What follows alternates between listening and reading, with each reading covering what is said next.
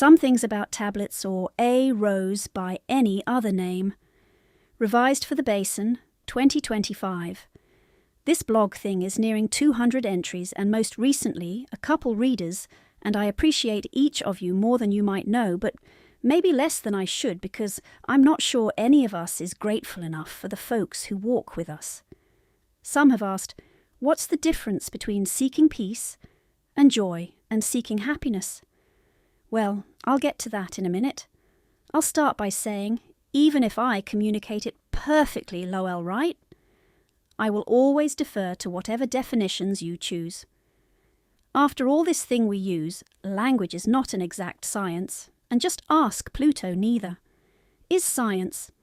Take, for example, the sentence yesterday I read the paper, but today I'm going to read a magazine.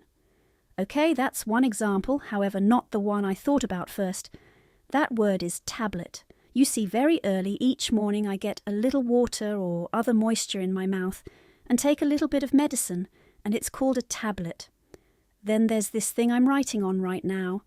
I've been known to have a big mouth and to consume my share, and your share, of liquids at some points in my life, but the odds of me swallowing a Kindle or iPad by mouth once a day are pretty slim. Of course, I could get all biblical and reinforce this difficulty in swallowing tablets. After all, some folks have difficulty with any sort of moral code. Some people wish they could see the 10 Commandments in their original stone format and complain about how we don't have written history of many things in the distant past. I, for one, would love to have a transcript of what the native tribes thought after the first Thanksgiving dinner. Unfortunately, there is no written evidence that these kind warriors went back to their villages looking through the ads to see what Black Friday sales they just couldn't wait to line up for at 4 a.m. the next morning. Anyway, back to tablets. Today is the birthday of Noah Webster, the dictionary guy. Imagine if he or other lexicographers, SP, I should look up how to spell that, would have had to work in stone tablets. Spelling bee winners would have been the strongest people in the village just from page turning. It would have taken a fitness freak to write The Grapes of Wrath or War and Peace. I can imagine young Levi telling his parents, I'm going to go out back and lift the cows a while so that I can read The Catcher in the Rye next summer. All right, that's enough. Back to the whole peace and joy happiness question. For me, happiness is a temporary fleeing emotional state when we ignore our challenges and focus on the reaching of one destination along our path. We celebrate happiness knowing that it will not last.